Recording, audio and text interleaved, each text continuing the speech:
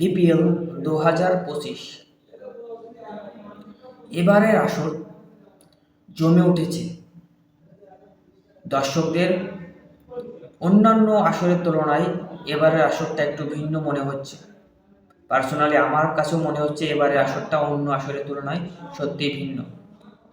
এবারে আসরে প্রথম থেকে আমরা যেটা ভেবেছিলাম যে অন্যবার যেমন রান হয়, যেমন এক্সপেকটেশন বাংলাদেশের উইকেট যেমন হয়, এবার কিন্তু প্রায় তার উল্টোটাই হয়েছে।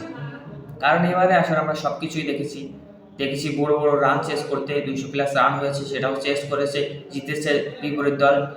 আবার এটাও দেখেছি যে 120+ রান কিংবা 120-এর নিচের রানও ডিপেন্ড করে বোলাররা ম্যাচ জিতিয়েছে।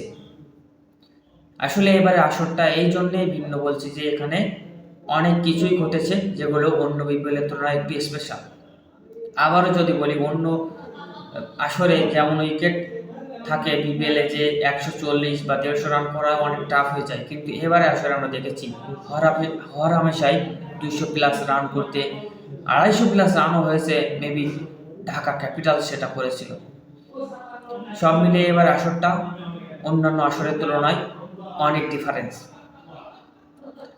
এবারে আসলে আমরা যদি পয়েন্ট টেবিলটা দেখি,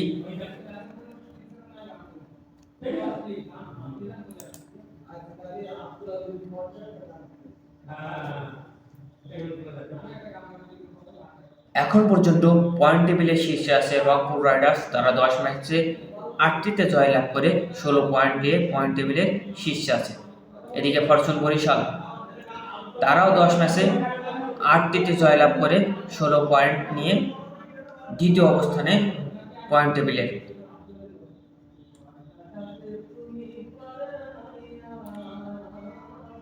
এদিকে চিটাগং কিংস আছে তৃতীয় অবস্থানে। তারা 9 ম্যাচে 5টিতে জয়লাভ করে 10 পয়েন্ট নিয়ে পয়েন্ট টেবিলের তৃতীয় অবস্থানে। চতুর্থ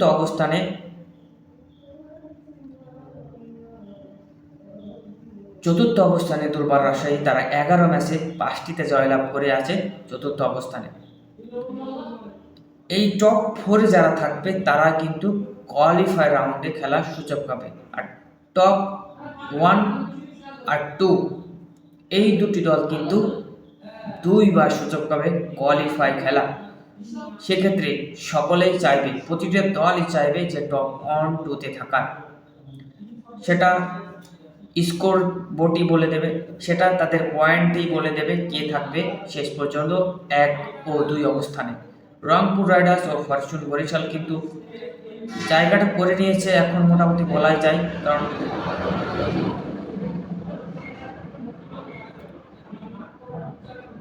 ম্যাচ আর হয়তো বা 1-2টা করে সব দলেরই বাকি আছে। সেক্ষেত্রে রংপুর এবং ফরচুন বরিশাল এবারের আসরটি 1-2 অবস্থানে থেকে শেষ করবে, এটা আশা করা যায়। তো এবারে আসরে সর্বোচ্চ রান সংগ্রহের তালিকায় যদি আমরা দেখি,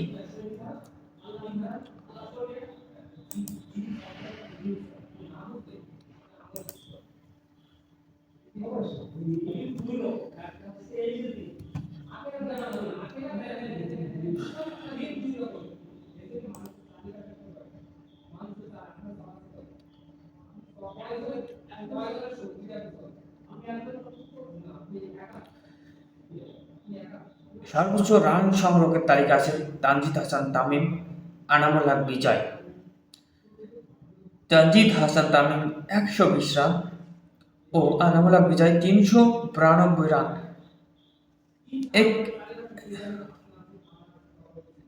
এক আসরে এটা অনেক রান বলা যায়, তবে এখনো ম্যাচ আছে। পরবর্তী রান কত এগিয়ে থামবে তানজিদ তামিম ও এনামুল হক বিজয়ের, সেটা দেখার অপেক্ষায়। যদি হাইস্ট উইকেটের তালিকাটা আমরা দেখি, হাইস্ট উইকেট টেকারে শীর্ষে আছে তাসকিন আহমেদ। তিনি 24 উইকেট নিয়ে বিপিএলের এক আসরে সর্বোচ্চ উইকেট নেওয়ার রেকর্ড করেছেন। সাকিব আল হাসানের ছিল 23টি উইকেট এক বিপিএল মৌসুমে, সেটি ভেঙেছে তাসকিন আহমেদ। সব মিলিয়ে রেকর্ড ভাঙা করার এই বিপিএল অনেকটাই উপভোগ করছে বেশ ভালোই উপভোগ করছে দর্শকরা, আমি নিজেও উপভোগ করছি, এটা বলাই যায়। বাংলাদেশ নয়, গোটা বিশ্বের ভিতরে বিপিএল এখন একটি অন্যতম ফ্র্যাঞ্চাইজি লিগ, কিন্তু এই ফ্র্যাঞ্চাইজি লিগগুলোর ভিতরে বিপিএল যদি অন্যতম হয়, কিন্তু বিপিএলের যে ফ্র্যাঞ্চাইজি মালিকরা, তাদেরকেও সেই বিষয়টি খেয়াল রাখতে হবে। কারণ বিপিএলে এবার খেলোয়াড়দের পেমেন্ট এখনো ক্লিয়ার করা হয়নি, খেলোয়াড়দেরকে টাকা দেওয়া হয়নি ঠিক মতো, এই ধরনের অভিযোগ আসছে। এটা আসলে যেমন বিপিএল আসরের একটি মান নষ্ট করে, তেমনি গোটা বাংলাদেশের মান নষ্ট করে। এই জন্য ফ্র্যাঞ্চাইজি মালিক যারা, যে সকল ব্যবসায়ী বা যে সকল ওনাররা এই দলগুলো কেনেন, তাদের অবশ্যই খেয়াল রাখতে হবে খেলোয়াড়দের সেই সম্মানটুকু দেয়া, খেলোয়াড়দের সাথে সেই প্রফেশনালিজম সেটাকে ধরে রাখা। তা না হলে দেশ এর ভাবমূর্তি নষ্ট হয়। সব মিলিয়ে এবারে বিপিএল খেলার দিক যদি বিবেচনা করি, খুব সুন্দর এবারের আসরটি, রান, উইকেট সব মিলিয়ে ভালোই। তো এই ছিল আজকে, ধন্যবাদ সকলকে।